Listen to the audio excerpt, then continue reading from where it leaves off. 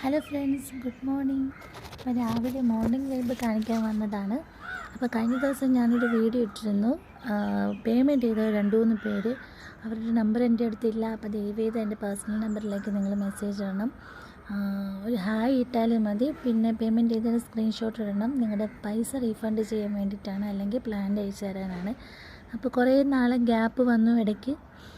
അപ്പോൾ രാവിലത്തെ morning vibe ഞാൻ കാണിക്കാൻ വന്നത്, ഇത് എല്ലാവർക്കും കോമൺ ആയിട്ട് അറിയാമെന്നുള്ള ഒരു കാട്ടുചെടി എന്ന് പറയാൻ പറ്റില്ല, നല്ല ഭംഗിയാണ്. നിറയെ പൂത്തിരിപ്പുണ്ട്. ഇതിൻ്റെ ഹൈബ്രിഡ് ഇനമുണ്ട്, നാടനും ഉണ്ട്.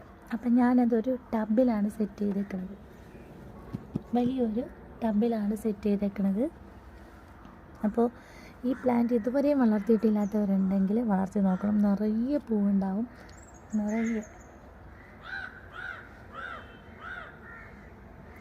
നിറഞ്ഞ് പൂവുണ്ടാവും.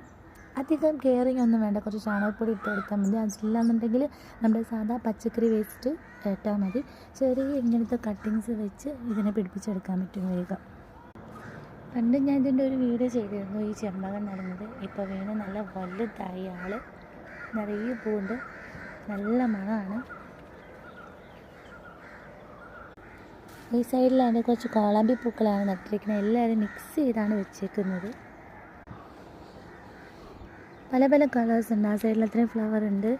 ക്രീം കളറും യെല്ലോയും എല്ലാം കൂടി മിക്സ് ചെയ്താണ് നട്ടേക്കുന്നത്. അതും ടബുകളിലാണ് സെറ്റ് ചെയ്തേക്കുന്നത്.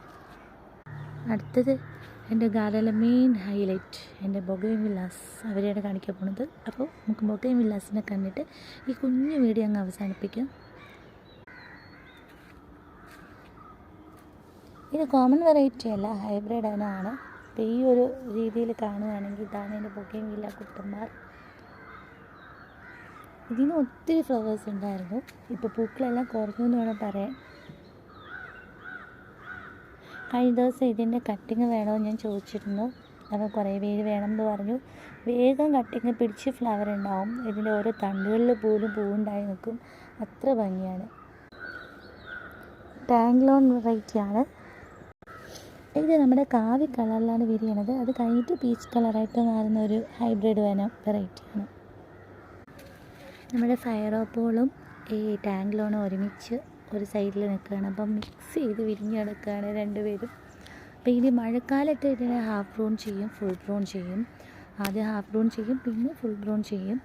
ആ സമയത്ത് കട്ടിങ്സ് ആവശ്യമുള്ളവർ നെറ്റിക്കുട്ടി അറിയിക്കണം കേട്ടോ.